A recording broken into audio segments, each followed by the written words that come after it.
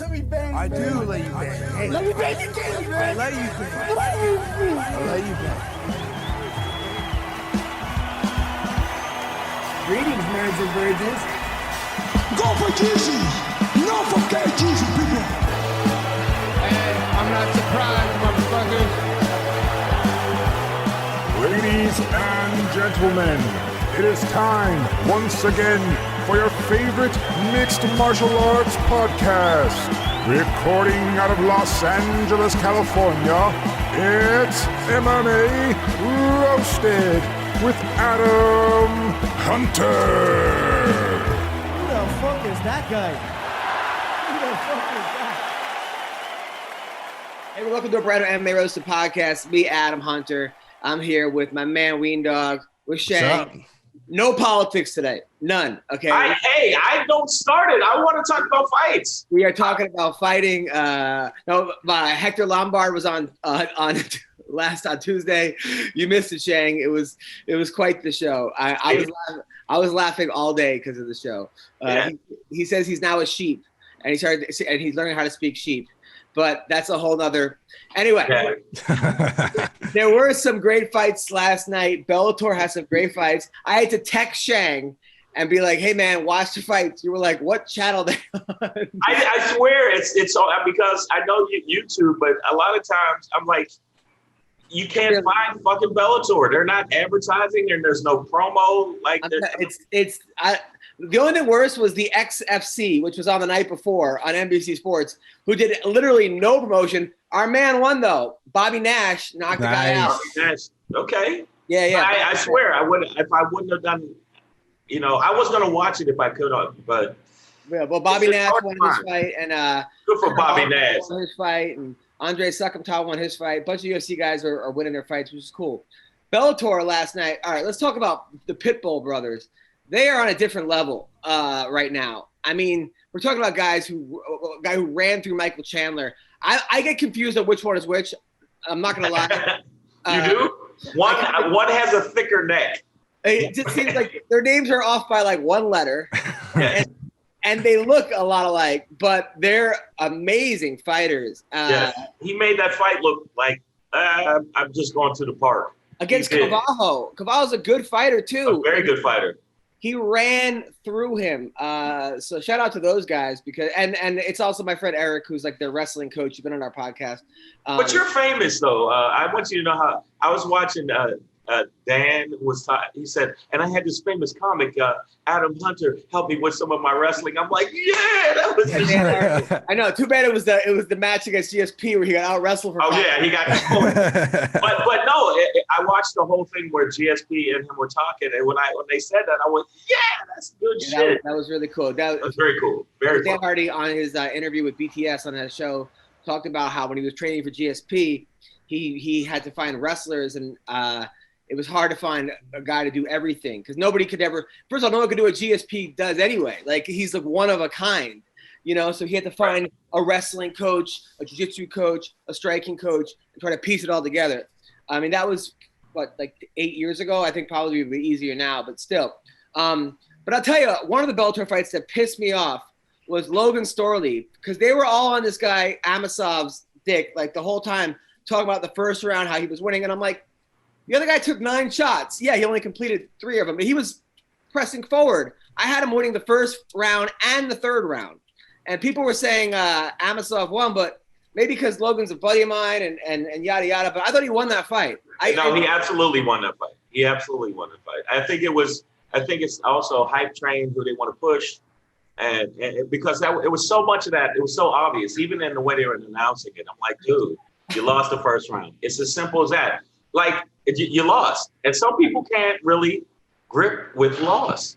No, it was crazy. So, but Logan actually, I thought he actually showed that he's going to be an amazing fighter. He is an amazing fighter. The other guy, Amasov, is also an amazing fighter. I think he was actually surprised when he got taken down. Almost choked out. Choked out in the third. But a lot of things Bellator has to do differently. Number one, no more interviews in between fights with fighters who are not in the company. Okay? I mean, Joe Schilling got released a couple weeks ago or left. Caveman Rickles is doing bare knuckle boxing. He's on his second fight already. Right. Gerald Harris is doing comedy at a comedy club, and he's retired 6 times. And they're talking. Like, I don't like. Do they not have an editor that can just take out that part? I mean, this because all you're doing is reminding me of these people not in the organization anymore. I'm like, I wouldn't be thinking about just like. I'm like, and it's disrespectful to the people that are actually still fighting for them. I think it's disrespectful. Yeah, and they put the interviews on before they announced the winner. So you watch 3 minutes, you watch 15 minutes of a fight. It's going to the winner, and then you got to hear about Joe Schilling talk about his favorite food, which. Or how he took knitting in the 3rd grade, or what his Halloween costume was when he was 12. You're like, right. What the fuck am I watching right now? Like I like mangoes. What the fuck? What were you talking to you for? But you know what else? The prelims were very good. Yes. The prelims were like the prelims. I'm gonna piss off the UFC fans. The prelims were better than some prelims I've seen at UFC for sure. Well, it depends. I mean, sometimes styles make fights, and a lot of times in Bellator they match up guys that are not that equal. So a guy gets knocked the fuck out. Like the first 3 guys, he gets brutally knocked out. So you're like, that was the best fight I've ever seen. But yeah, because they put a guy who was 10-0 versus a guy they found in the bathroom. Hey, dude, what are you doing? I'm just, washing my hands. You want to come fight?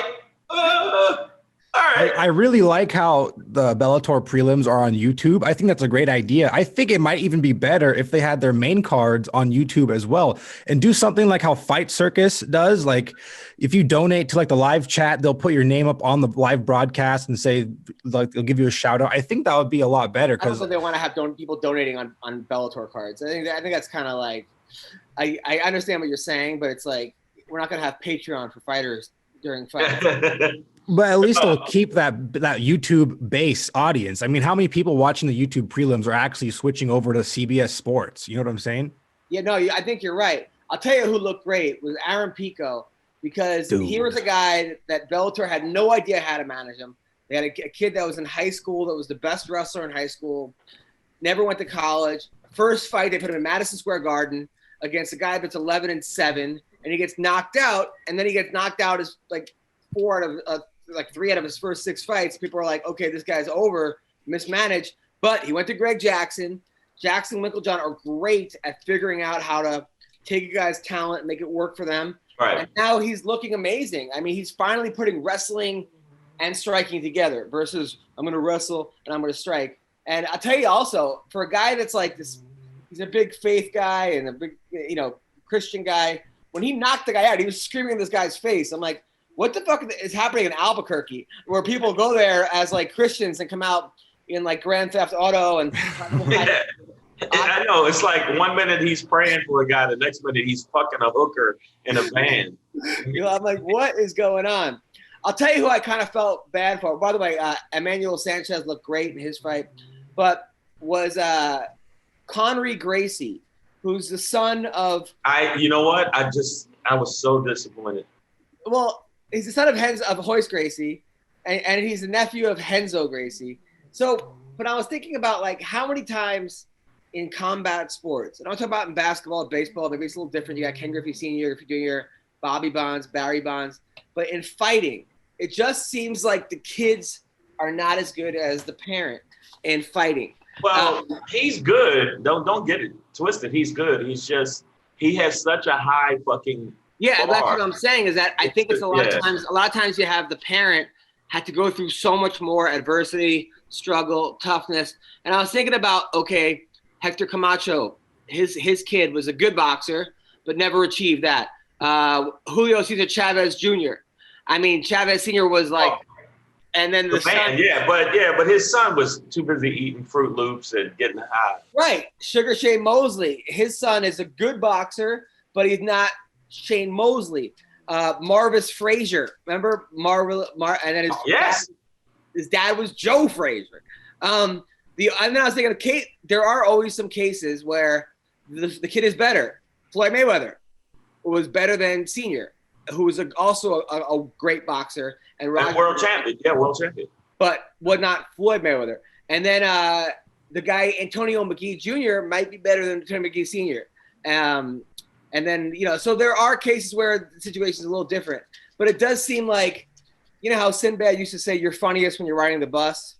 Right. Maybe being born into the Gracie family where you don't have to fight on, on concrete behind a fucking Subway sandwich shop. Or you're fighting in like favelas in Brazil. Yes. And like challenging the next favela over to the winner take all. I mean, that seems like those guys came from a different era. Right, an hour and a half grappling match. It's like, yeah, exactly. It's like, what time is it? Fucking, it's the next day. We're not done.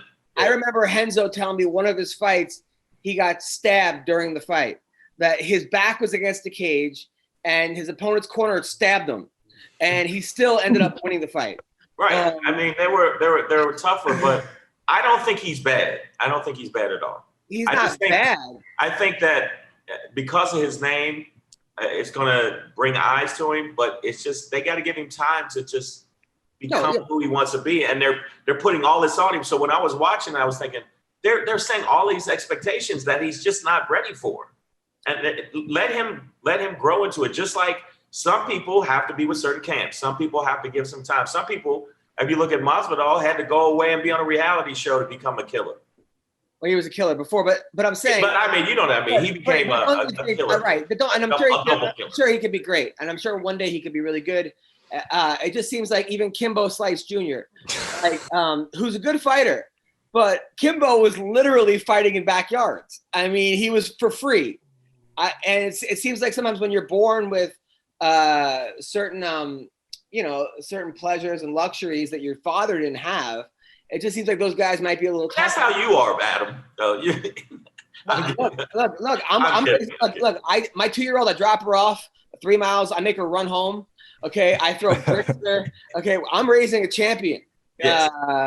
Fucking Ronda Rousey's mom used to put her in arm bars when she was sleeping, and then wake her up and goes, "Always be ready." That's.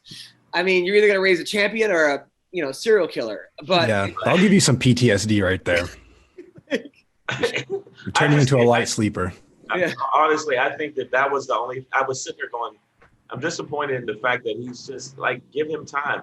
But you know what? Bellator does throw people to the wolves. Bellator has a tendency to throw people to the wolves a lot of times. They'll throw a guy, oh yeah, I got 2 fights. Yeah, I'm 15 in, bro. They will or they won't. They won't. Well, like MVP or like Dylan Dennis or some of these other guys that they just seem to, or Jack Swagger, they just seem to be kind of like feeding them along. Either they decide to throw you against the champions or they decide to like slowly move you. It's like there's no middle ground. But the UFC definitely, I've seen them throw people in with killers. Off the bat. Well, it seems like the only way to be in the UFC is they don't have people that are 2-0 in the UFC. They don't have, I mean, Mike Jackson, CM Punk being the example. Okay, exactly. So you can't get. I mean, that was the worst shit in the world. I'm not against CM Punk trying to become the best or whatever, but he didn't have a fucking chance in hell. No, I am because you don't do it on that stage because other sports wouldn't allow it. No matter how many followers you have, they're not letting Oprah play for the Lakers. So I don't know. They're not letting, like, Manny Pacquiao is able to like make a Filipino basketball team in the Philippines, like they put him on and like whatever, but they're not doing that in the NBA, and they're not putting on whoever on, like, even Major League Baseball. I mean, what's his name? That football player, Tim Tebow, tried out for the Mets. He still has not made the Mets. He's still in the minor league. They still put him in like AAA. Even did Michael Jordan ever actually make it? No, he didn't. He was there, but he wasn't good at all. I mean, Jordan never actually had like a real game, did he? Or did he ever make it? Yeah. He actually made it past the AAA. Did he ever actually have? What? I believe he did. But no, my main thing is with fighting, I think you could never tell. You might have found a killer. I know. But the UFC, you didn't know was a killer, and he's a killer, and then you go, oh shit, we got a killer here. So you never know. Killers, right on cue. Right on time. Natan Levy, who is 6-0 from Israel, They call him, yes, this dude is unbelievable. They call him Jew-Claude Van Damme, or I call him that. Can you hear me? Can you hear me? Yeah, I can hear you. Yeah, Yes. How are you, man? Congrats on your big win on the Contender Tuesday night. You officially got a contract. Congratulations, man. Yes. Yeah, that's right. Thank you. Man, you did your thing. I thought at first you had taken him out with the kick, but then you just said, "Fuck that. Let's go to the ground. Let's go." And you great. And now you got a contract. Good shit. Thank you very much. Yeah. Pretty exciting stuff. I've been here for a while in the US. I came here just to get this contract, and not only, but I want to do more. I want to do something big in the sport. I want to get in the rankings. For me, the UFC is like the first step, and it's a huge step, and I'm happy to have made it. Oh, dude, it was awesome. Did that fight go exactly how you wanted it to go? Really, like, I didn't have too much like the way I wanted to go. I just wanted to get in there and just like go be free, just throw everything and see what lands. Dude, I was going crazy because I was actually wearing your shirt because you actually got me you gave me a jiu-jitsu shirt. Jiu-jitsu shirt. And I was wearing it all during the fight. I was cheering in my house. I was going crazy. But the fight before that, oh my God, you scared the fuck out of me. You fought this guy in the LFA, Ben Lugo, and you're kicking his ass, doing all this stuff, and then you got caught, and this guy pounded you the whole round. I'm like, no, stop the fight. And then Don't stop the fight. I was worried, man. I was worried. Then you came back, and you fucking, I never saw anything. I mean, you have the heart of 10,000 men, and you came back and won that fight. But wow, were you tested? Holy Thank you shit. very much. Yeah, but see, Adam, you said stop the fight. He was probably thinking, no, don't stop the fight. I know. I just didn't want him to get killed. What was that like? Was I don't really remember much of that round, but I remember I was having a good time. We were kind of going back and forth, and I thought the fight's like opening up. Things are getting more heated, but at some point I was kind of flashing in and out, and I realized I was like, the fight is getting like, I'm looking for the word, but the fight is getting, it's getting in, the intensity is going up, but it's actually going up against me. I realized like I'm in deep shit. It's not as back as forth as I think it is. I think I'm getting my ass beat over here. Yeah. And really, I was like, at some point I was like being sprawled over. Yeah. And I looked at the ground and I saw there was some blood. And I was like, shit, that's my blood. I need to get up. Like, I need to change what's happening right now. I realized like that I've been flashing in and out, and I realized that I've been getting my ass beat, and started working to get back up and fight back. Well, you did, man. And that's what I always tell you, Shang, is that so many of these fighters, even that other guy, Chimaev, I go, we see him be the hammer. We've never seen him be the nail. We don't know if he can come back. And Natan, man, that was the best comeback I've ever seen. Thank you. In my life. It was like a fucking Rocky movie. So and I couldn't believe it. And you had him in an arm triangle. It looked like you were half asleep. Like you didn't even know where you were, but you've done it so many times that you're able to pull it off in your sleep. And I was so impressed, man. I wanted to ask a quick question. When you're at that point and you come back, what do you learn from that? Because after that, other than you got hard, but when you learn, you go, you know what? Now I know what to do next time if it happens, how to turn it around. Yeah, I think a big thing is just staying cool. Like the fact that I realized I was losing, it doesn't mean I'm gonna, start swinging and get hit even more and get even more tired and stuff like that. And for me, like you guys said, it's being battle tested. I came to this sport like to be the best. And I know there's no shortcuts, and you gotta, every experience you get makes you stronger. And just knowing, if you get caught with like one punch, you're knocked out. It happens. There's not really much you can do about it. But when you are still in it and you're getting rocked all over the place, that's kind of like the shittiest situation you can be in, because you have to fight back.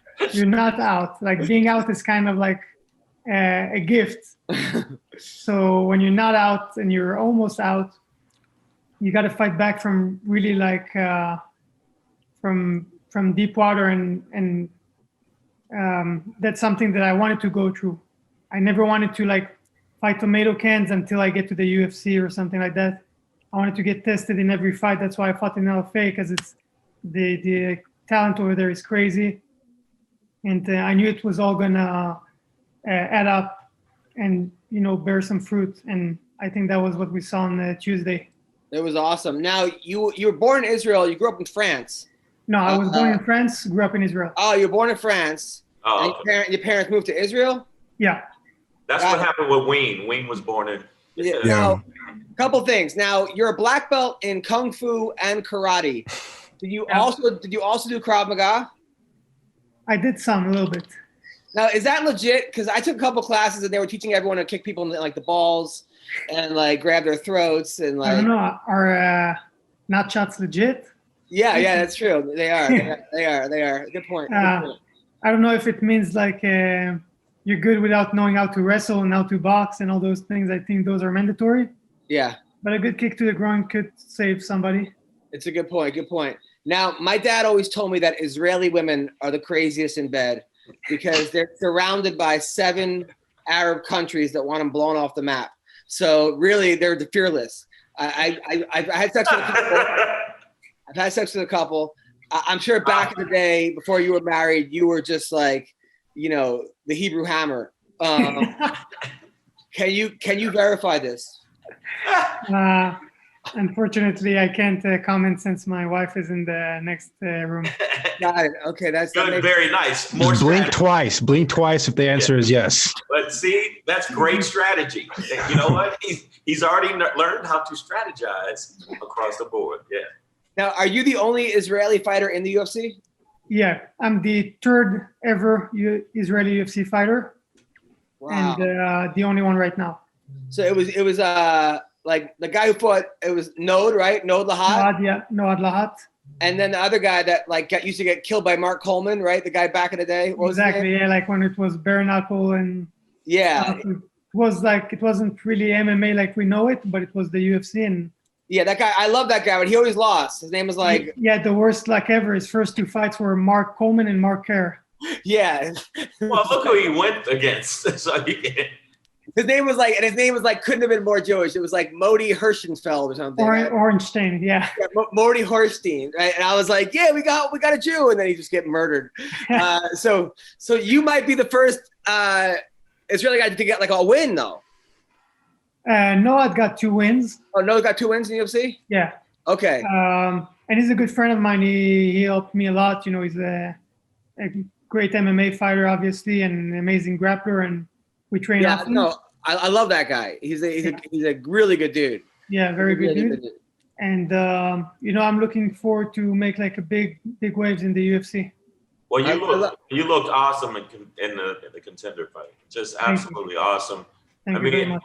It was funny. Me and my son were watching it, and one of your kicks, he turned around and go, "What the fuck was that?" It was literally like, it was so loud. It was like, "Pah!" And then after that, it was just basically you had him on the ground and were just murdering him. Do you think maybe you should play up like the whole Israeli angle though? Like you come in with like a menorah and like you just like a dreidel, like after you knock the guy out, you like spin a dreidel on his head. Like you don't think there's a rabbi in your corner? There's a rabbi in the corner. Guys, there's like you have like a moil with you. He's giving a bris like during the. You don't think? I think that'd be too much. I think the flag is. I think it's subtle enough. Still making a statement. Yeah. And, you don't think having your wife you don't have your wife complaining like we have to go? Can't we go now? Just like you could just no. You don't think? Nobody likes these ideas. Why do you fight? Why do you fight? You have such a nice shane to put them. What are you doing? Yeah, have your parents. This is what we paid for med school for. Like, just to have just fucking yelling at you. Like, no. All right, fine. But I like the fact that you kind of like, you wanted to go through the fire. You want to go through some tough people so you can really see where you're at. Like, a lot of times I see people say, man, just give me the easiest fight possible. You're like, no, let's go against who could really test me. And that was some good shit that you have that mentality. So who are we calling out next? Hamas? Hamzat? Yeah, Hamzat. Nice. Really, like I just, I had this fight at 160 and I felt great. Like the opponent was kind of huge. Yeah, that guy was huge. I kind of kicked his ass. So I think I'm feeling good and I'm going to stay at 55. And I don't really know what the landscape of the division is with people who are unranked, but I felt really good. I didn't feel like, I think the other fight, the prior fight we talked about earlier, my defense was a little lacking, but I just think also I shouldn't have gotten dropped so easily, And in this fight, I felt like I could have absorbed the shots way better. Hit way harder, didn't get tired. Like I got tired, obviously it's a fight, but I wasn't like gassing or anything. Right. So I think I'm staying at 55. Nice. The last time you came to my show, you had like 6 kids from Israel with you. You're like adopted. They were all fighters. Everybody says I'm their mama geese, That was awesome. But you're an inspiration, man. You're a nice guy. You can fight. You're married, right? You have kids yet or no? No, not yet. Got 2 cats. Oh, you have cats. You're with John Wood. You're kicking ass, man. So keep up the great work. Thank you so much. And thanks for coming on. And I want more shirts. That shirt was awesome. Sounds good. That's a Tell cool what shirt. size. I will. Thanks, Natan. Appreciate it, man. Thank you very much, guys. Appreciate it. Have a good one. Good fighter, man. Good fighter and nice guy, man. Yeah, but man, I'm telling you, when watching that, we watched it, me and my son, I was like, that motherfucker, if he stays on track, he's going to be a problem. So we got Giga is here. Giga, right? That's how you say it, Giga? Giga Chikadze. All right. It's a tough one. Giga. There he is. There he is. Yeah. The man, the myth, the legend, on like a 7-fight winning streak, just murdering people. And you know what? I've been hearing about this guy for years. Jake Ellenberger used to tell me how great this guy was. And it was always like, he's like, dude, this guy. And it's so many times you hear about guys at the gym and then you never actually see them actually kick ass. You're just like, they become like legend folk heroes. But here he is snorting cocaine. So what's going on, man? How are you? I'm great, Adam. I'm great. Thanks for having me, my friend. Yeah, I heard about you for a long time ago as well. Oh, Jake and from many other athletes. I'm glad to be in your show now. Thanks, man. Well, congrats, man. And you come a long way. I realized how good you were at kickboxing. You were a glory kickboxer. You were 38-6 as a kickboxer. Now you've won 6 fights in a row. How hard was it to make the transition from kickboxing to MMA? Definitely, it was hard because I was kind of try to work on 2 different things same time. I moved from Netherlands and I was not here a big name or something, and I had to do my kickboxing career so I could get paid for the beginning with something, And I was fighting at the same time a high-level kickboxing, and I was making my way in MMA, and it was kind of a little bit hard because I'm not one guy, a lone guy. I'm here with my 2 kids and wife and family, So I was really working my ass off very hard, but finally it came off. Yeah, man. Well, it's definitely paying off. That last fight, it looked like you got at one point you just said, all right, I want the fight to be over. You're like, all right, I'm done. I'm ready. And then you just like turned it on him. Was were you playing with him a little bit? You were like just trying to feel him out. Then you were like, all right, I see what I want to see. It's over. Yeah, exactly. That's what how I was expecting him to fight go also. I mean, I wanted to test myself against a full wrestler, which was exactly my opponent, it was his background, like college wrestling or some kind of wrestling. He was state champion multiple times and stuff. And I wanted to see how I'm going to look against 145 for a wrestler, because all my teammates here, I have most of them, when I challenge myself in wrestling, they are heavier than me. You know, of course, I have a couple of guys lighter than me, also some great guys, great training partners, but I had a little bit hard time against heavier guys, you know, guys who are strong, who are like 10, 20 pounds over than me. And I wanted to see how I'm going to look against real 145er. Maybe he's not even still real 145er because he's so short, my opponent, you know, he was really huge. short. I know, but you know, I try to be as professional as I can. That's why I cut a lot of weight, and next day I'm kind of giant for my division. But that's what I'm doing. Now you fought in one organization, Gladiator Challenge. Now some of these guys you fought, it looked like they were. Was this part of their punishment by the state to fight you? I know. Did these guys get arrested, and then they were like, you know what, you could take 10 years. Or 6 years and fight this guy, because it looked like this was some kind of corporate weird third world country punishment where you just beat the shit out of these guys. You know, even I was a big name in kickboxing and stuff. I know what steps I had to go. You know, some people just jump in from kickboxing in MMA, like. We know the Kokansaki, and not only him, like many other athletes, you know, but they are missing the steps. Right. That's what I did too, honestly, Eden. Like I moved, I signed the World Series of Fighting without record, like 0-0. I never fought MMA. And straight, I went in the show, and that time the show was great. Like I fought in 155. Justin Gaethje was a champion at the moment, you know, and I fought without experience. Some wrestler guy.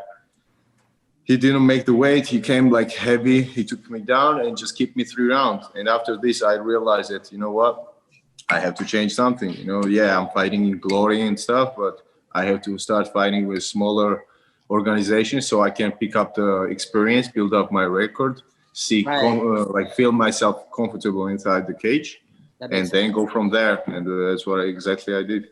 No, that makes sense. Now you're supposed to fight Bruce Leroy, and then you got COVID. Yeah. What was COVID like? I don't know. Like it's no joke, definitely for some people. You know, how can I say? People dying with this and such a bad situation in the world. But in my case, it was a little different. You know, like I was training. I was in one of my best shape of my life. I felt great, and suddenly the UFC tested me, and I was gonna go in Vegas, and then answer came and says that I have COVID. I didn't expect that because I felt super well.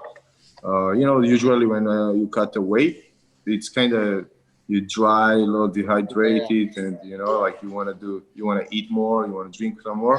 That's exactly how I was feeling. But once they told me that, oh, you got COVID, after a couple of days, I kind of looked to my body and see what's going on, and I felt a little bit losing smell, a little bit losing taste. But nothing crazy. Maybe I had a different type of COVID because nobody. No, it seems like a lot of the fighters. This is the same thing that they're telling us.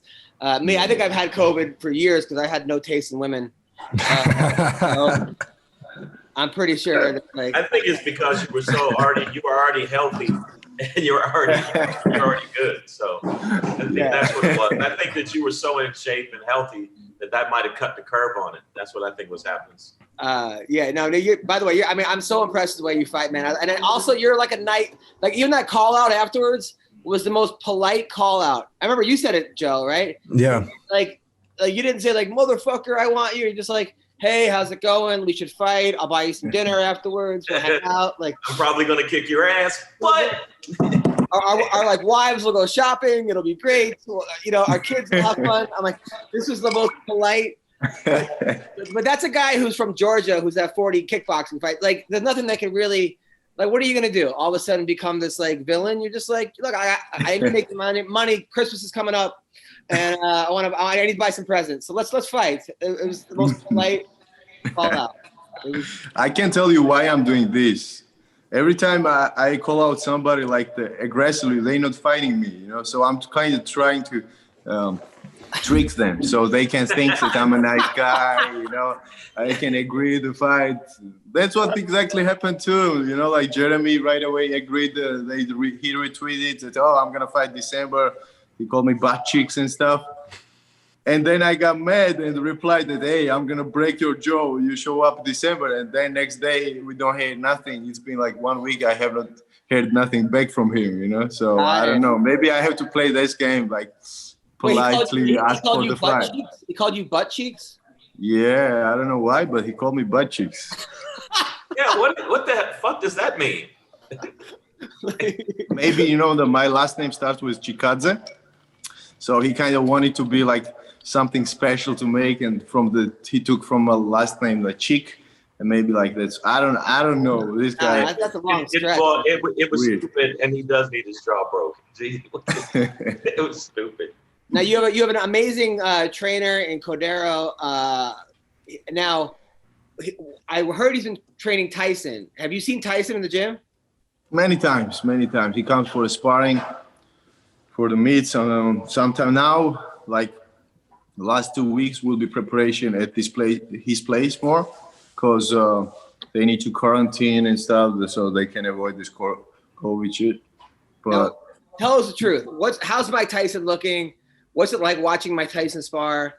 Like, what's that like? He is looking great, man. Like in real, like they made the adjustment in the fight, so the round's gonna be 2 minutes.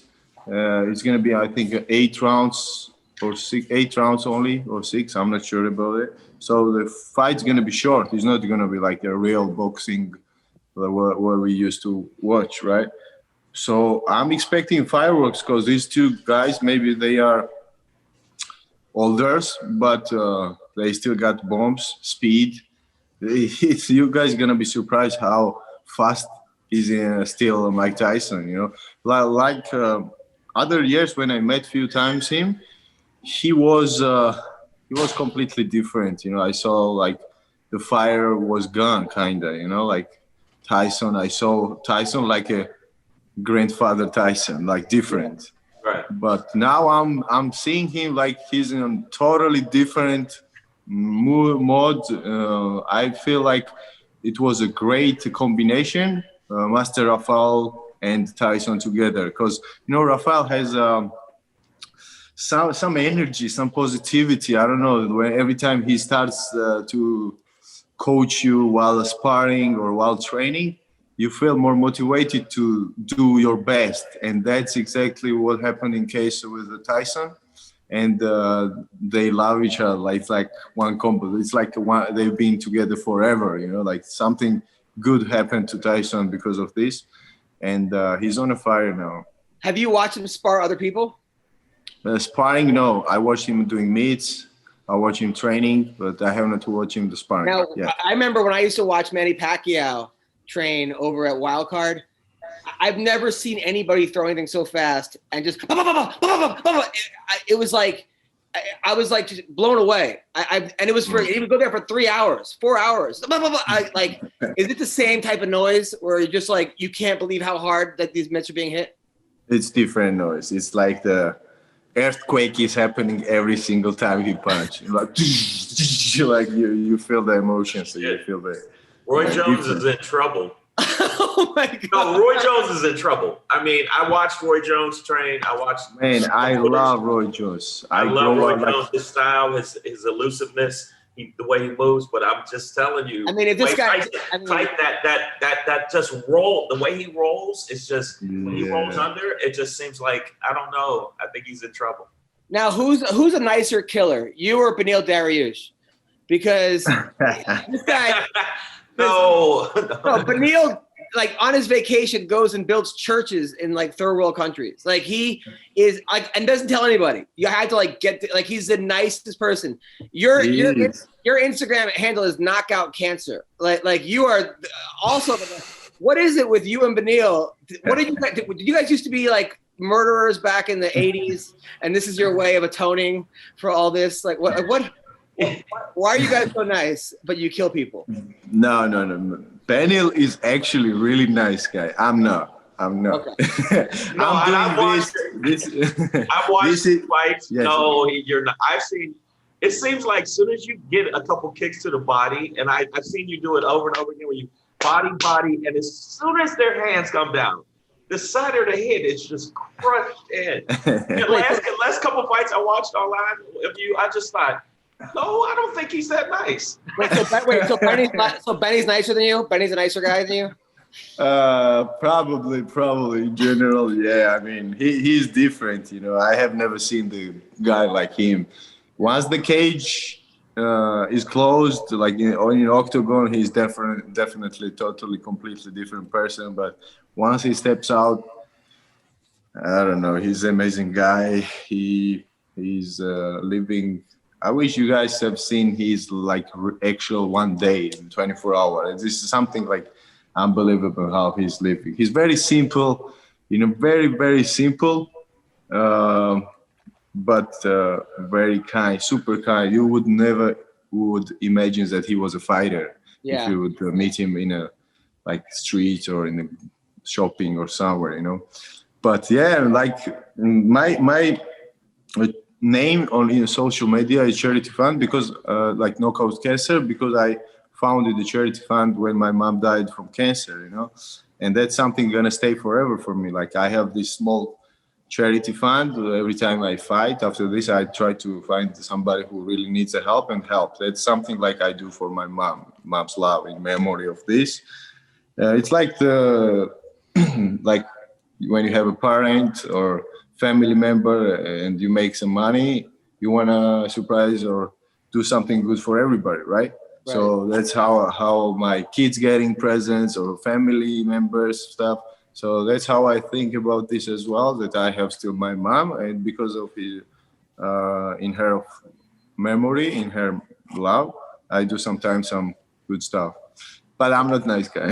No, that's really, I'm not a cancer too, man. So thank you for doing that. That's really, really sweet. My father did brain cancer. Yeah. You guys know. Listen, man, it's an honor to have you on the show. Best of luck in your next fight. Thank you for taking the time to be on the show. But one quick question. I mean, I've always wanted to ask. I see a lot of kickboxers that become and get into MMA. I think you did the transition right, because most of the time fight starts on the feet anyway, and you already have that in your tool shed ready to go. So was it the one thing I wanted to ask you today, because it was like, it didn't seem that hard for you though, even though you said you had to learn the wrestling and learn how to sprawl and take that, but you seemed like it didn't seem that hard. It wasn't really that hard because you already were kind of a big deal. I'm not trying to, I'm just saying you were. I'll tell you what, like, yeah, it was hard. And the most hardest part was this, that I was competing the kickboxing, same time when I wanted to do like big step in MMA. But I was not adjusting my style. I was still fighting MMA like a simple basic kickboxing style. Then I realized that I'm from the. Hello, can you hear me? Yeah. Yeah, I realized that I'm from the karate background, and I can switch the stances. I can bring some different techniques, which is not in kickboxing. And then I realized that this is even better, because I was watching Lyoto fight, I was watching Michael Page fights, Israel Adesanya style a little bit, and then I found my style, which is different and which is better than just the kickboxing style. So I mix it up this, and once I figured it out, everything goes now. Like, it's funny that as more time as I spend, more easier is becoming for me to do. Thanks for coming on the show, and we'll talk to you soon, brother. Thank you. I appreciate it. Take care, guys. Peace. That motherfucker. Have you like you see how Stylebender kicks when he goes kick to the body? I think he kicks. I don't know. His kicks are just even are better. Yeah. And I'm not saying now. See, this is not shitting on Stylebender. I'm just saying. No, I watched this kid. Man, that motherfucker. He's got. I think they both have incredible kickboxing backgrounds. I mean, right. When you fight in Glory is like the UFC of kickboxing. That's the highest level you can get. I'm pretty sure. Someone's going to tell me I'm wrong, but like if you don't just sign up for Glory and they just it's not a sign up sheet. You have to get through. you gotta do some shit. Like it's not like you go, hey, it's an open mic of kickboxing. There is no open mic in kickboxing. Yeah, it's not like, hey, anybody can just sign up for this. Exactly. Now my man right here, Vince Murdock, is here. The Murdock. What's up? So he's one of my favorite people. This dude, talk about a guy who's been through hell. So this guy was, all right, I'll tell you a little story about the background of this guy in case you don't know. This guy was a great fighter, great wrestler, just an all-around good guy. Finally made it to the UFC. Finally made it, right? Right, a week before the fight, or 2 weeks, he got a brain scan, found out he had some kind of brain injury, right? He ended up having some, like, part of his brain removed. Took a year off, had to get a GoFundMe, had to get some kind of special, crazy surgery, made it back, okay, fought last week on the Contender Series. They told him he'd never fight again, and there he is. He didn't win. Well, doesn't matter, okay, but he fought. So it was still a win. And he had a thing called Moya, which is like a very, very, very rare brain issue where you end up forgetting things, you lose things, you can't remember things, you get tired, and he still made it to the big stage, man. So much respect for that. How are you, man? I'm good, man. How are you? Thanks for having me. Yeah. No worry. How are you feeling? How are you feeling about the fight last week? What could you have done different? Talk to me. Overall, I feel good. And, it's pretty cool. Today is November 13th, which is exactly a year from my brain surgery. So today, this time last year, I was under the knife. I was still in surgery. I didn't wake up until to the next morning. But so it's pretty cool that I'm talking about it today. The fight last week, like you said, it was the all-around goal was just to be able to compete or continue to keep competing. And I was grateful to be able to do that. If I would have done anything different, I would have appreciated a better matchup. The guy had like a 9-inch reach or a 10-inch reach advantage on me. But and I also fought on 2 weeks' notice, and I fought up a weight class. Those are all things that have in a sport like this, every advantage matters. And I think I was more concerned with like competing before my year mark than I was like looking at who I fought. I felt like I competed well, but not to my ability. And I think if I were to do things different, I might have committed to like testing his ground game and seeing where his grappling or what his grappling was like. But overall, I just had a difficult time closing the gap. And the first leg kick that he landed kind of took a lot of he was just able to get his game off before I was able to get mine. It did seem like you were a little gun shy. Yeah, for sure. I mean, after the first kick, it took a lot of steam, like a lot of confidence, just because after that, my feet weren't, as well underneath me. And when you commit heavily to punches, it draws you to your lead leg. So it's constantly on my mind to keep getting kicked in that leg and figuring out ways to not like get too committed to being really heavy on my front leg. And then after throwing a couple of really, really big combos and big punches that just weren't doing enough or weren't landing, or, I just couldn't close that gap. I mean, he was 5'11", I'm 5'5", but no excuses, man. He like I said, I feel like I truly believe I'm a way better fighter than him. He was just able to implement a game that was before I was able to get anything off. And hats off to him. I mean, he was a tough kid. More importantly, your wife is super hot. I think Always a that plus. It makes losing a lot. yeah, that's the most important thing. Probably, That's the most important thing. yeah, I mean, fighting comes and goes. That wife of yours, damn, dude, holy shit. But you got to take into account, dude had arms like a pterodactyl. He had some arm length on him. So, you know, that's the one thing I was thinking is like, look at this fucking arm on this dude. But you getting in there was like, I mean, to me, I could not believe you got in there. Honestly, when I saw you at my comedy show, you're like, yeah, I'm getting brain surgery. And I was like, oh no, like, man. And then I heard after surgery, you go back to sparring and Cody Nola punches you in the brain. Like, what an asshole. Like, what was he thinking? I don't think he meant to. We were like, I was trying to give him rounds. And like I said, I put myself in these situations like really, really eager to come back and just like to prove that I was capable of coming back when maybe it wasn't the best idea and it's not ideal and I don't recommend anything like it. But to me, I wanted to like prove to myself that I belonged there. I remember like getting hit and just being like, God damn.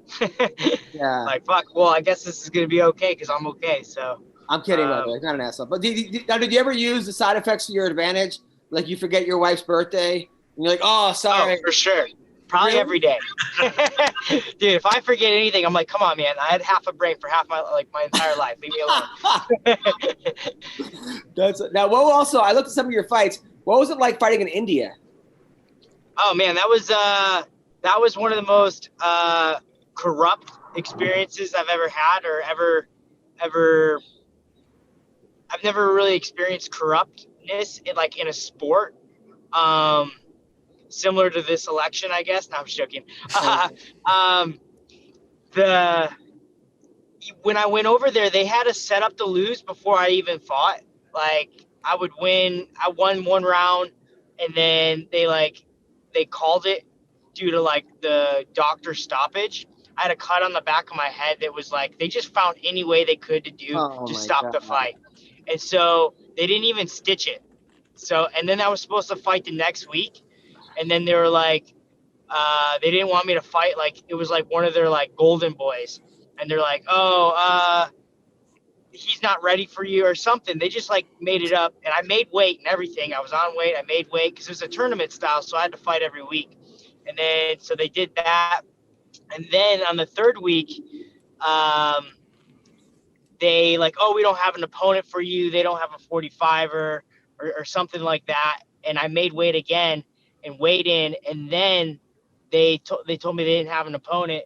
And then the morning of, they're like, we got this guy. He's going to fight you. I didn't even get to watch him weigh in or nothing. And and I had already like got done just like eating like fucking whatever and stuffing my face.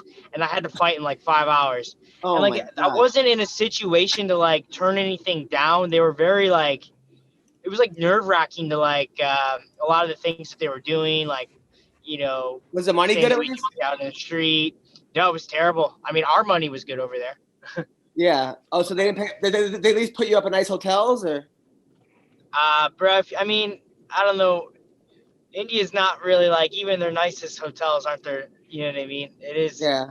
It was an experience for sure, a culture shock for sure. But I enjoyed my time there. The people were nice. But as far as like their sports, it was the most corrupt thing I've ever seen. Like, and it wasn't just me. There was a lot of guys that were going through some crazy stuff. Like the guy ended up kicking me in the dick 3 times, and they gave him the win for it. Yeah. It sounds. I was like, what the fuck? Like. Sounds like you didn't defend it. I was like, what do you mean defend what? Like there was nothing to defend. He kicked me in the dick and he walked away. Like I was like, if you know what I mean. It sounds like my comedy career. It sounds like my comedy career. This is hilarious. I mean, you've had a really hard road, but you've beaten like TJ Larry. I mean, you've beaten great guys along the way. You've had a couple rough days. I mean, brain surgery being one of them. But here you are, man. And then I see you on Instagram, on Facebook. Man, you're like the worst guy to follow because I'm like, this guy has brain surgery and he's like, just biked 100 miles, like just climbed fucking Grand Canyon, just did 3 triathlons. Like nothing stops you. fucking easy work, man. You know, I don't know. I just started living different, you know, since the brain surgery. And I just want to, like, get the most out of my life and the most out of, like, my physical being as a human in person, or my potential, I guess. So I've constantly just been testing my boundaries or myself ever since recovery kind of came about. I've been able to do more. And, like, ever since, you know, doing that, I've just been trying to see what else my body could handle and what I could do. And I just keep pushing the limits on it, really. Same thing with, like, anything. I love that. Shang, any questions? We know questions? No, I think that you should be very proud of yourself to be able. You said you shouldn't have pushed it after a year, but you did it though, man. And whether you lost or not even the fucking point. The point is you did it. And so I look at that as like a win-win, even in that situation. I know that sounds weird, but it's still a win-win to me, man. You had some crazy shit happen to you, and you're back. And chill, and as Adam said, and you got a hot wife, you motherfucker. No, dude, and she shows up wearing like cleavage shirt with like booty. You're winning. Exactly, you're winning. She wears like yoga pants, like cleavage shirts, and then she's with this guy who's like all muscled out of his mind. It's like, and he's nice. So it's just like it's rough, man. Yeah, you're winning, man. Because a lot of people, imagine people that couldn't come back from something like that. Not only did you come back, but you're living your life too. Like you know. Yeah. So that's good shit. How's Team Alpha Male doing? Like, who are I know Philly had a rough fight. That last guy, Bryce. I think maybe he was coming off an injury or something, because that wasn't the same Philly as I seen in the past. Not taking anything away from Bryce, but I know Cody Nolov. He has a big fight coming up. What else is going on with Team Alpha Male? Let me just say real quick before we move on from my brain. I made it to the UFC on half a brain. So I was handicapped this entire time. I don't know if, you know, anybody knows that, but you know what I mean? Like, I think that's what stands out to me the most, is that I still like yet to kind of tap into, like, you know, what I'm fully capable of. But anyway, now, you know, the story's still being written. We'll see. So with Feely, you know, I think they had a game plan in mind. And then I don't want to say Bryce Mitchell was,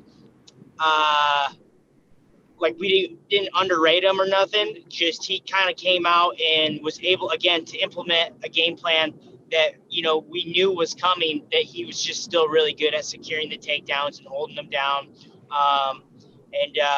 You know, I thought that was a great fight, in my opinion. I don't think Feely really looked bad in any sense. He just wasn't able to edge him out. You know what I mean? That was a tough one. Right. And then we got Corey Poppins coming up. This will be her UFC debut. She won on the Contender Series. I'm really excited to watch her fight. She works so hard, man, and she's so well-rounded. It's really cool to just kind of see all the pieces come together. She's been coming to our team since she was like 15 or something. She just turned 21. I mean, it's really cool. And then, you know, Emmett's been in the gym lately with recovering from his knee surgery. So, obviously, how's Cody doing? How's Cody Nolov? He's good. He's dealing with the injury. I'm not sure what his fight is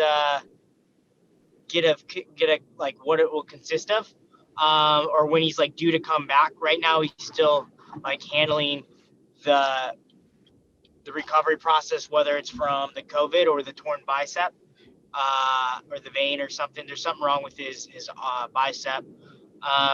And he's got like a weird case of like COVID, to be honest. It's, I don't really know how to explain it. I don't think he's like contagious, but I'm not really sure of the details. I just know that he's still suffering some of the, like, what was that reason? Like the side effects that from having it, I guess.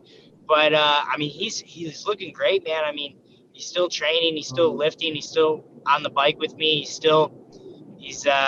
He looks good. I mean, he's not like stepping off when people say like he's not training. Like, he's in the gym too, and he's still working hard.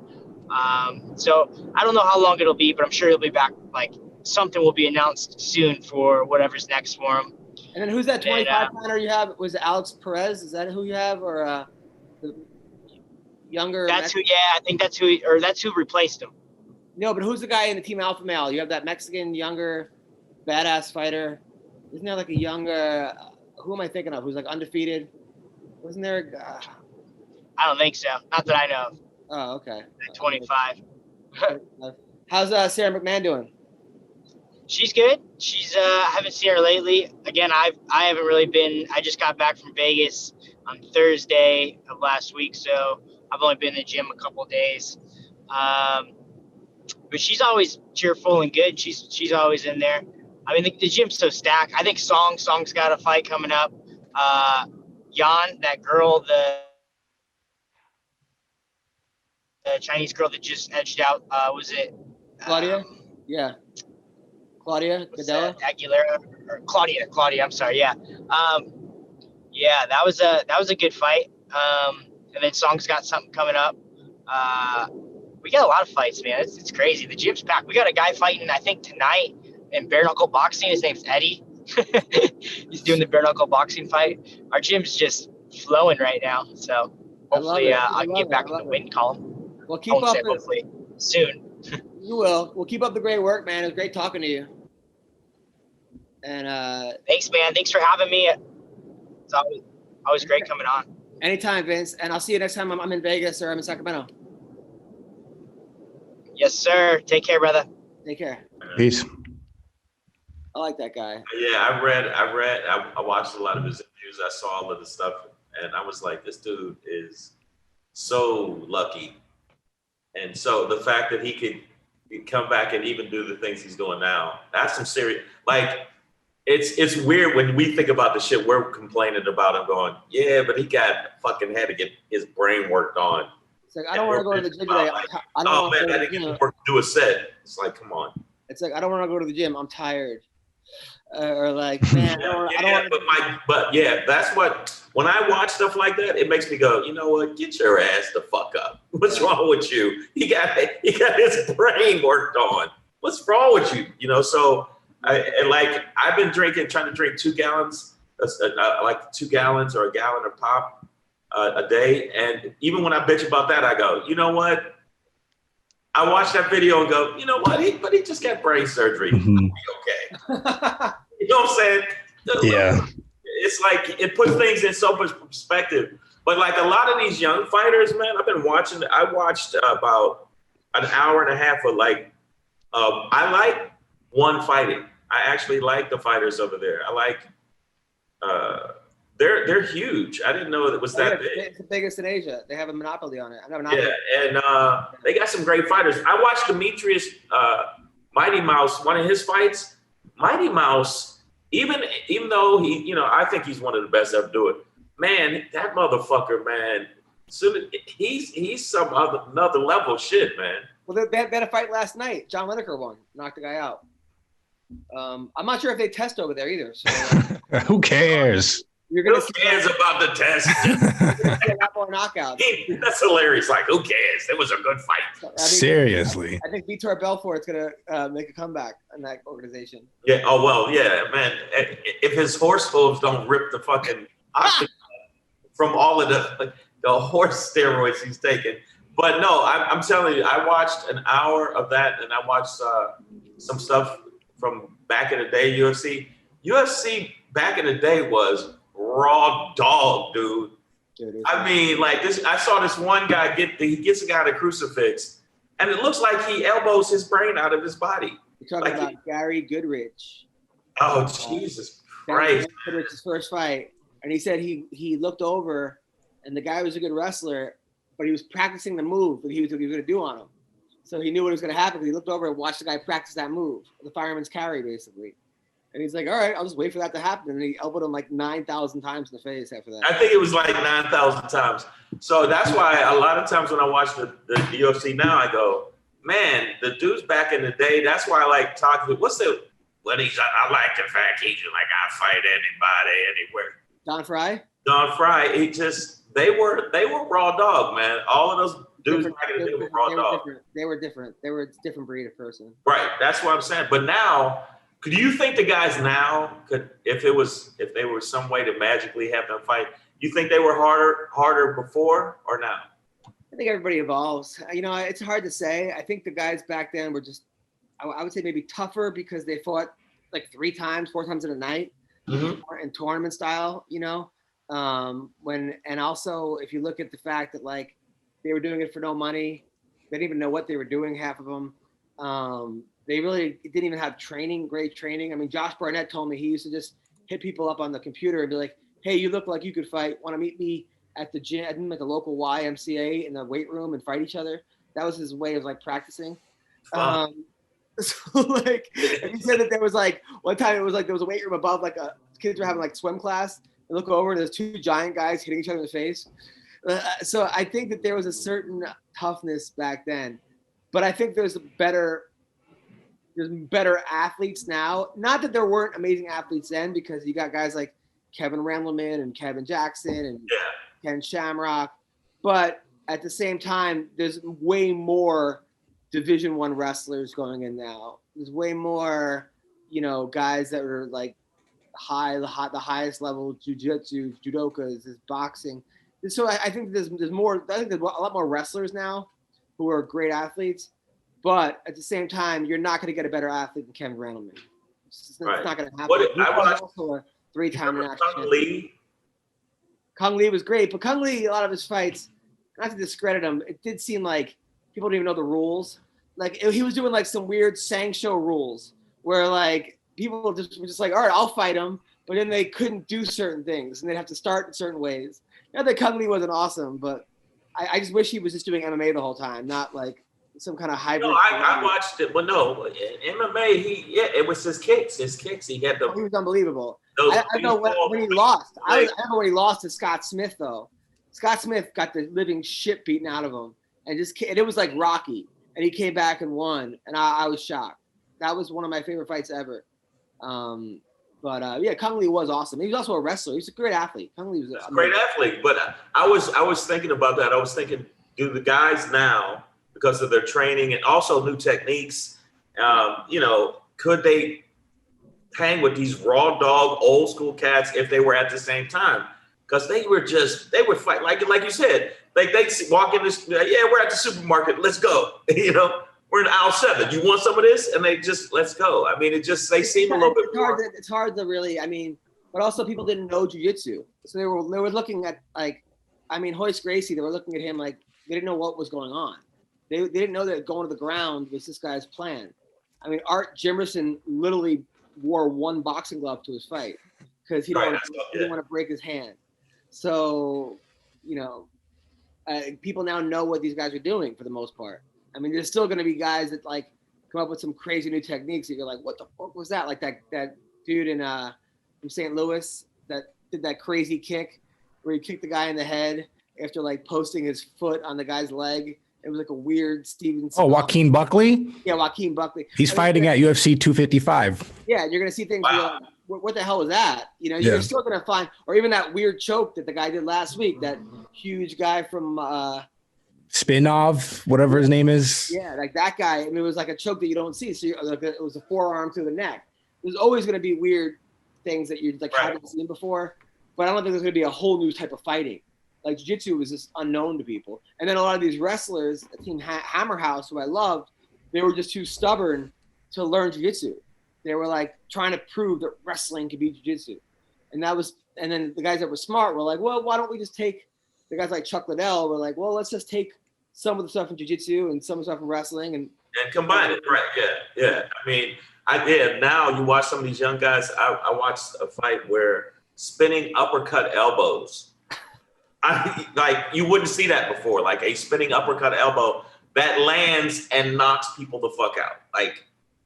But what I love about jiu-jitsu, what I love about MMA is that it also took away a lot of those, like, they called them McDojos in the 80s and 90s of guys like claimed to be like 4th Dan black belts that just got murdered quickly. Right, they would come and fight. They would fight a guy that learned hands and could wrestle. And they would fight Mark Coleman, who was like, oh, okay, you're gonna show up in a gi and a black belt, and we're gonna see how this is gonna go, and then that was it, So, but it's great. Look, I love it. There's really, it's fucking blessing to be able to watch. Again, I'm bringing it back again. I literally was jazzed when I was watching the GSP Dan Hardy interview.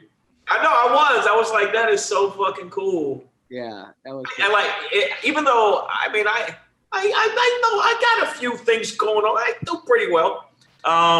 I was like, I know that guy. That was cool. Yeah. Dan gave me a shout out. Thanks. When he said that, I was like, I know that guy. I know that guy. And I thought that was really cool. And I think that the fact that the fighters give you so much respect. Also, I mean, I know you can roll too. So it's not like you. I got to work on my jiu-jitsu. Tearing my ACL really set me back. Like when you get ACL surgery from jiu-jitsu, you're just like, you start second guessing everything. And also the fear. I had torn groin muscle, which is fucking horrendous. Then I had a chipped bone in my pelvic bone, because I'm big, they would think, oh, we'll put him with people who are way better than me, and they'd fuck me up. Oh, yeah. Like, but they thought, well, he's big, so we can handle. I'm like, dude, I went with this guy named Karen, whatever. The guy has to win over Tony Ferguson, right? My God. And we were rolling at go-karts, and he's just killing me. And he's like, hey man, he's like, you're pretty good. He's like, thanks. I'm like, you too. He's like, this is my first day. I was like, what? And then he's like, no, I'm kidding. I haven't win. And he told me his record. I was like, yeah. I saw like, for some reason, they think, just throw him to somebody. Throw him to the wolves. I roll with Vinny Magalish in Vegas, and I'm like, oh, he'll take it easy on me. Fucking tap me like 90 times and fucking. But don't you think, I hear that all the time, and I hear people say that, and I go, well, you kind of got to get beat up a lot to get good. You got to get. The thing about like jiu-jitsu or like I think one of the differences is like it doesn't really hurt, like you can get tapped and stuff, but jiu-jitsu is sort of a gentle sport. Like you get tired, but unless you don't tap like an idiot like me, you're not really gonna get hurt. If something, you're gonna lose. Wrestling, you don't really get hurt. You get fucking beat up, but you don't get hurt. I think boxing is the one you really get hurt, or even kickboxing, because you get kicked in the fucking leg or sparring. Or I remember when I used to spar boxing, I'd have headaches all fucking day, afterwards. I'm like, what am I doing? That's when I think you get hurt. But you could really like I would never, even if I wrestled the best guys in the country when I was in high school or college, I was never worried about getting hurt. Right. Like losing hurt more than the actual wrestling. The actual being, hurt or pinned. And I say anything with like jiu-jitsu, yeah, someone could like bend your arm, and if you don't tap, you're gonna be like in pain, but you're not really gonna freaking be hurt. They're kind of gentle, I mean, you can get hurt. I've been knocked out. I've been hip tossed, and when you're hip tossed, that's how I got my pelvic bone. It hip tossed me, and I landed, and I was it. So you can get hurt, but not. Yeah, but it's not like, I don't know. It's like boxing when someone's like punching you in the face. I think you're right. It's different. Your brain is being rattled every fucking time. I think that's actually more painful than getting taken down. That's why I think that when I was talking shit about McGregor fighting Floyd, and my friends were like, McGregor's just gonna walk through him because he has that left hand is just iron. I'm like, dude, boxers, that's all they fucking do, bro. That person's an idiot. Whoever said that. They don't know anything about combat sports. Anybody that picked McGregor, and I don't even like Robin Black, who knows almost everything about it, picked McGregor, and I was like, this has got to be a joke. Like even Brendan Schaub. Brendan did. I'm like, I know. I'm like, I don't get it. I don't understand how you could, in your right mind, pick a guy who's never had a pro boxing match over the best boxer ever. Like that's to me like because the hype train. But I was arguing with a bunch of comics at the Comedy Store, and I think because McGregor had so much momentum, they're thinking he could do anything. I'm like, I don't think he's going. Well, yeah, but Floyd Mayweather's older. Doesn't matter. No, it really didn't matter. It didn't matter at all. It didn't matter. Mayweather's the smartest fighter in the history of boxing. I mean, he's literally taken almost no damage. He's never even dropped once in his career, like in an early fight. Like he's rocked. He has been rocked. Sugar Shane Mosley rocked the shit. Yeah, maybe he buckled his legs, but he wasn't like he doesn't know where he is. It wasn't like rocked like Mickey Ward would get rocked or Arturo Gotti would get rocked. Right. Yeah. Like stumbling around the ring. You know, I mean, it was like, okay, his legs got buckled and maybe he got dazed for a slight second, but he was never in real trouble. Well, no, he said that the two people that hurt him the most was Sugar Shane Mosley. And everybody thought, oh, it was probably, what's his name? The guy that bit his hand. No, I'm serious. He bit him, and he was pushing him down, and he fought him twice. Oh, the guy that Marquez. Yeah. He said, but that wasn't. He said Cotto. Marquez. It was Castillo. Was it Castillo? No, it wasn't Castillo. Wasn't it? Oh no. All right, go on. But he said Cotto. He said Cotto was hard as fuck. Yeah, but he says a lot of shit. You don't know what to believe with that guy, honestly. Like, man, I love Mayweather, but you never know what to believe. No, but why would he give props to those two fighters though? Because he might have talked to the guy the day before or something. Like he might have saw him and said, "Hey, man, let's go." Yeah, I mean that guy. I love Mayweather, but he's a hustler. He's a fucking salesman. That guy. What do you guys have for tomorrow's main event? Paul Felder versus Rafael dos Anjos. I like Felder. Are you get the 5 days? Come on, man. 5 days notice. You can't take on somebody that level. You can't. I don't know.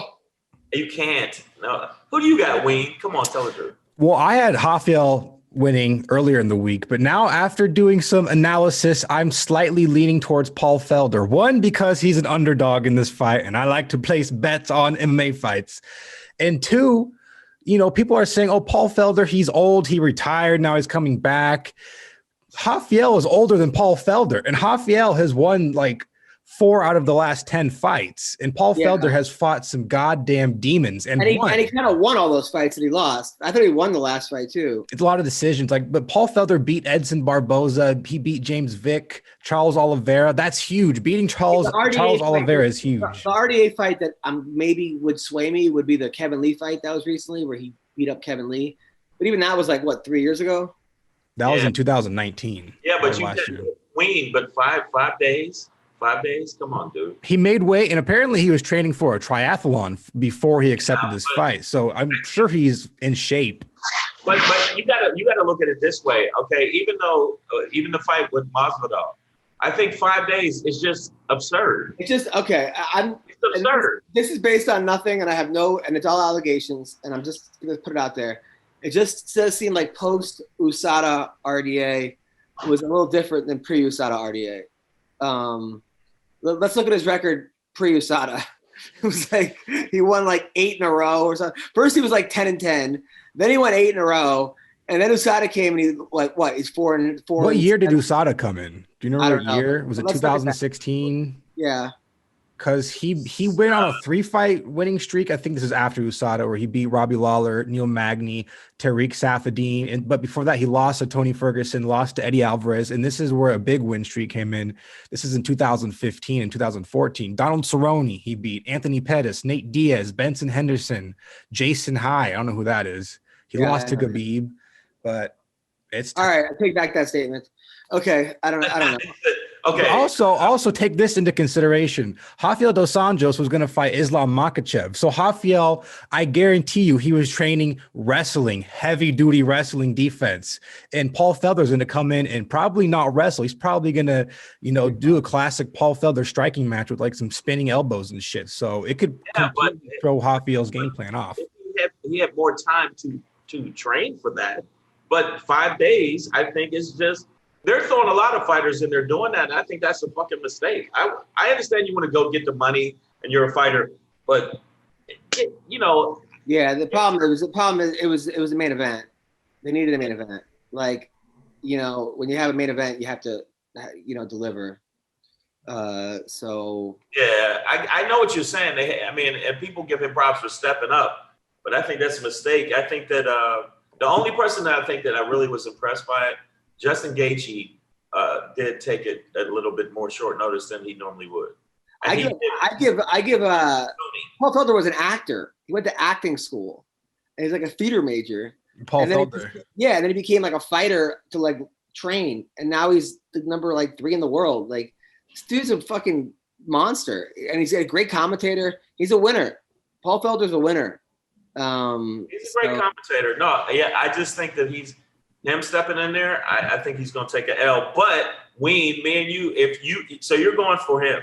I'm slightly towards Paul Felder. Being a good commentator also helps a lot. Because if you're also watching and studying fights all day long, you got to go and like figure out what the people are doing. Your mind has to be on fighting. So you're literally watching game plans of all different kinds of styles all the time and breaking down fights. I think people don't realize that like Cormier, like Bisping, Dominic Cruz, Paul Felder, like these guys are good commentators for a reason, but they're also great fighters. It seems like the guys who actually do it while they're fighting, that helps them stay focused and stay in the game. Because you have to analyze. All you do is watching fighters, watching movements. And it gives you time to figure out what you can do against them. I see what you're saying. I was on Twitter and I said there was a couple things that people didn't agree with me. I like how you're surprised that you go on Twitter and say things that. No. I know something. I get some people to say, yeah, like when I was talking about Anderson Silva quitting, there was people like that I was being a bitch and you can't tell a man to do when he should quit. And I'm like, come on, motherfuckers. You seen he shouldn't be fighting no more. He should. Of course. He's super rich. I think that was Anderson Silva commenting from his burner. No. So when I say stuff like the fight, I don't like it when they have fighters like, hey, you got to fight 3 days. I just think it's bullshit. You can't really get a good game plan. You can't be ready for somebody totally in 3 to 5 days. At the same time, this guy Natan Levy took the fight on 2 days' notice, and now he's in the UFC. Yeah, but it's not. It's more often than not that they get beat. Come on. Yeah, I gotta look at that stat. That's a good stat. I mean, most of the time, somebody's been training for months, and then they get thrown in with somebody. They usually murk them because they've already been in the gym. I mean, I don't know. Wayne, I will take you up on this. I think this is a mistake, and even though he's going to get paid, I think it's a mistake. And I will take people out of like the crowd. They should have like one guy in the crowd, be like, "Hey, you, section 432, you're up." Fuck it. What are you doing tomorrow? What are you doing now? Like just like announce the person. Like this proper just says the next fighter is Jim from 34 Section B, and then have to. Jim's like me. He's like, yeah, come on down, Jim. Jim, come on down. You ever fought before? Never.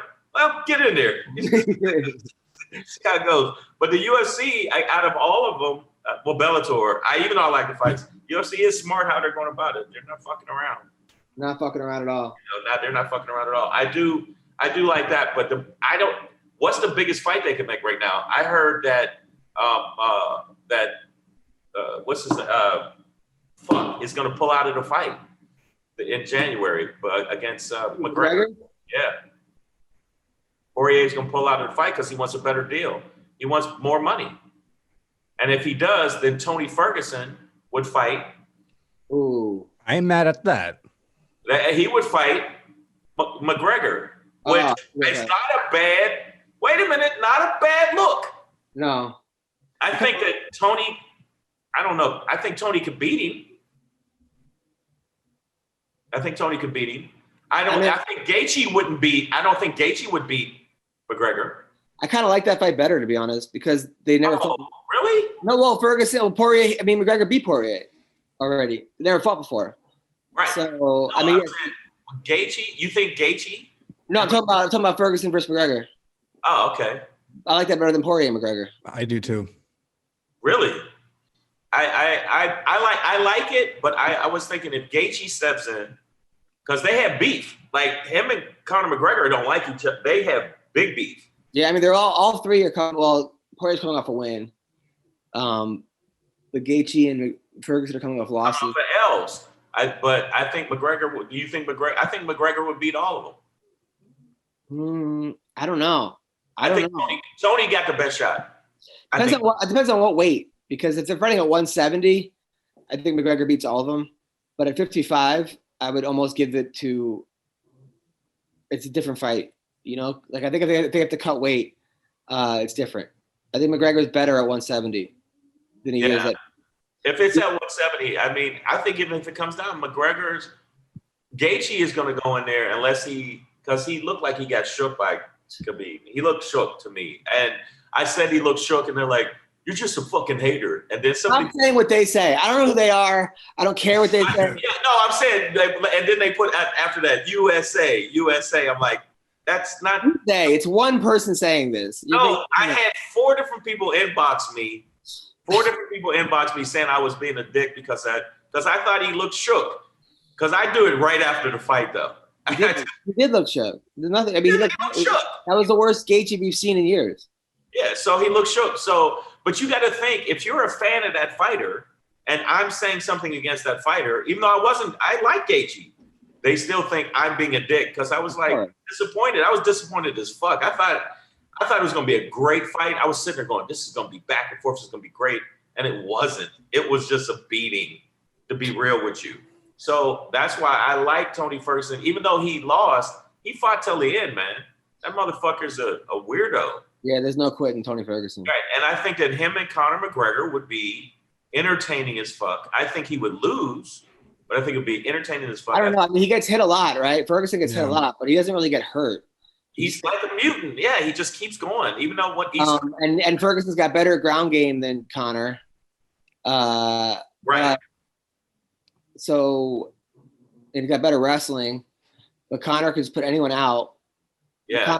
Conor has to land, and he's super unorthodox, so it's hard to land on Ferguson. But then again, he gets hit a lot, so how hard is it to land? It's a tough call. It really depends on what Tony shows up. It's a fun fight. Yeah. So Wayne, you think that would be the one you'd want to see? Well, I'm such a big Tony Ferguson fan. I'm always going to want to see him fight anybody just because he's going to make any fight entertaining. That's why I really wanted to see him versus Khabib. But Tony versus Conor, I mean, that's a fight most fight fans have always wanted. And I think it's going to be a very competitive fight based on Tony's last fight. He was taking a lot of big ass shots, and I don't think he can take those shots from McGregor. He might be able to take them from Gaethje, and that's saying a lot. But McGregor, I think he has a lot more power in that left hand than Gaethje does. And and he's a lot more precise. Yeah, I think that Gaethje's not as precise as McGregor. McGregor's footwork, now that he started implementing more kicks. Because I'm gonna tell you right now, when he fought Diaz, the second fight, if he wouldn't have just like lit his leg up so much, I think he wouldn't have lasted. Yeah, he lit his leg up. And that was what changed the fight, because the first fight, he wasn't doing that at all. Yeah. At all. The first fight, he was just, and when he went to the ground, he looked like he was like fish out of water. And he did. I mean, not that I like McGregor, but he looked like a fish out of water. So I just think that Adam's right. Tony on the ground is a mutant. He's a monster. I mean, he submitted Kevin Lee, and he's amazing. But it's also like what Tony, so much of it is like personal life, training camp, how you deal with COVID. Certain guys have been able to thrive in COVID. Certain people have not. I know people that have committed suicide during COVID, and people that have broken up or gotten divorced. I know people that have relapsed. You know, and I know some people that have gotten 12 packs in COVID. You know, and fucking made it and have really thrived. So it's a whole different. It changes everything. You know, it really changes everything, and what kind of people do you have around you, and it's not a normal situation. And also, you know, but Ferguson always trained his own way, though. Yeah, and usually that ends up him getting hurt. But up to the Gaethje fight, he pretty much, you know, was the but he was always getting hurt in training because he was doing these strange, unorthodox techniques. But it is what it is. Like I'm a Tony Ferguson fan. I'm a friend of his. We text back and forth. You know, he's a really nice person. He's a good person. Anyone that knows Tony Ferguson says great things about him if you know him personally. So I think that sometimes his antics are a little bit out there, you know, but when it comes down to it, he's a solid guy. Because I mean, when you get I never got to meet him or talk to him, but I just feel like he'd be entertaining to talk to because he seems wackadoo in his interviews. He is, and it's not. He seems wackadoo. He is, but it's also not. He's not trying to be wackadoo. Like Mayhem. As much as I love Mayhem, he was like, I got to put on a performance. You know, he was always putting on a show for people. That's just Tony Ferguson. Like, So he really liked that for real? Are you bullshit me? Are you? No, but it's not. But when somebody's always acting like that, and then you know them, it's not weird for them. You know what I'm saying? Like it almost like it's like not strange anymore. It's just that's just them. Whereas with like Mayhem would be like completely normal, and like we have like hour conversations about everything, and the camera will come on, and he felt like for his fans he had to be a certain way. Oh, he would put the face on. Yeah, and that drove me crazy because I'm like, bro, you don't have to do this. You don't like, you don't have to like fucking smash bottles on your head in front of people. for everyone to go, that's fucking that guy's crazy. You know, like you don't. It's enough. This is enough. This is Yeah, I thought Tony Ferguson. I thought it was him putting it on. No. No, does that? I don't think so. Like I thought, oh, okay, it's fight time and it's time to promote. No. So wackadoo. So do some wackadoo shit. Say some wackadoo shit. When you actually like, I don't know, for the interactions I've had with them and stuff, when I actually understand where it's not as wackadoo as I think people would think if you actually understand where he's coming from. I don't even. Come on, man. How many interviews you seen him do? Come on, dude. I haven't seen that many interviews with him. Be honest. I watched interviews of him, and Wayne, he says some wackadoo shit. Yeah. I mean, Diego Sanchez is convinced his UFO is above his head. How do we not talk about that on this episode? That was bizarre, man. Oh yeah. Oh no. But yeah, he's definitely been kicked in the head by a horse or something when he was a baby. I just feel like, yeah, he's always been a nutty buddy. But he's always been that way. So somebody said the UFOs were like, what a weirdo.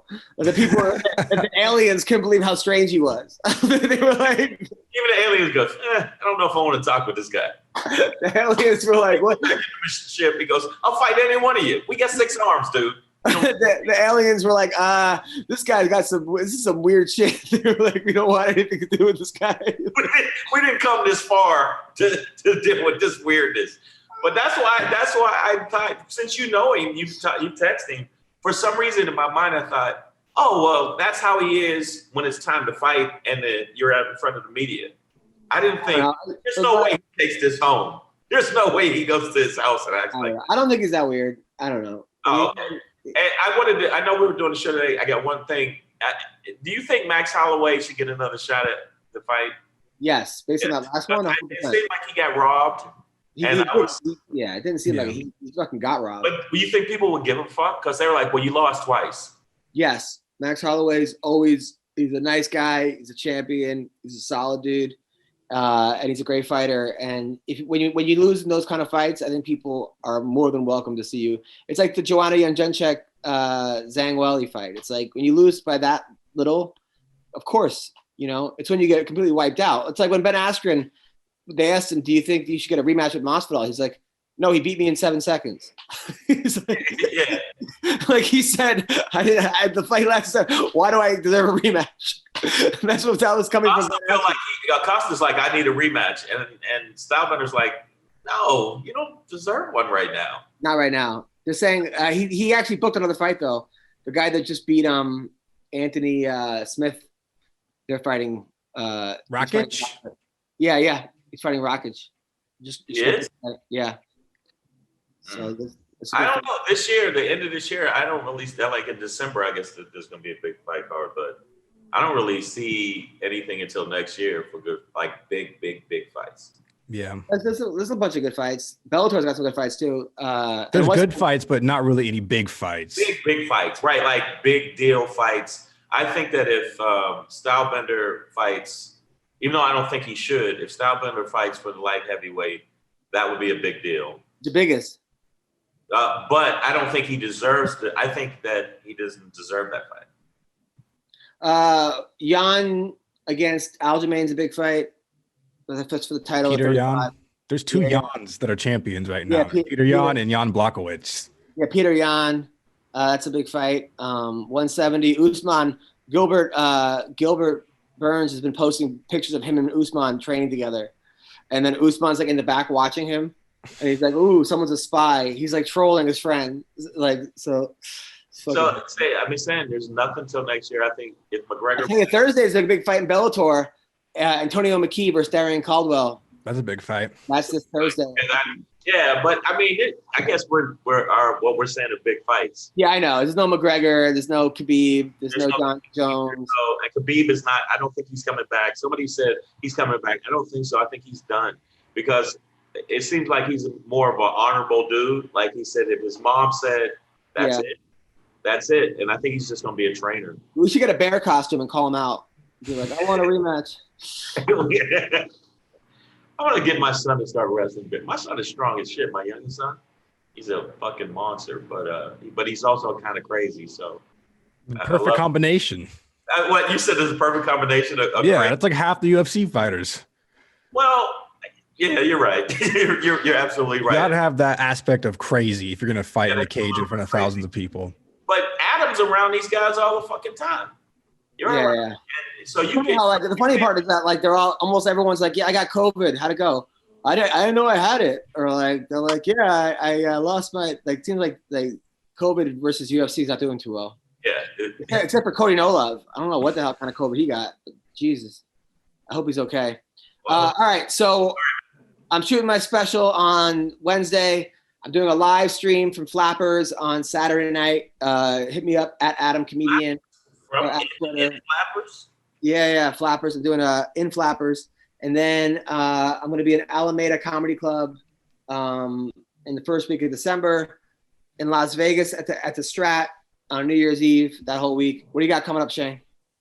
Tomorrow night, I'll be in Vegas. I forget the name.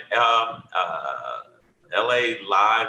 No, what the fuck is the name of the place? I'm in Vegas tomorrow. It's an urban show, whatever. I can't remember the name of it. So it's already the tickets are already sold out. So it's just going to be the rest of it's going to be just streaming, and it's on my site. Go to my site, iamshang.com, and you can check it out. Okay, and then Ween Dog.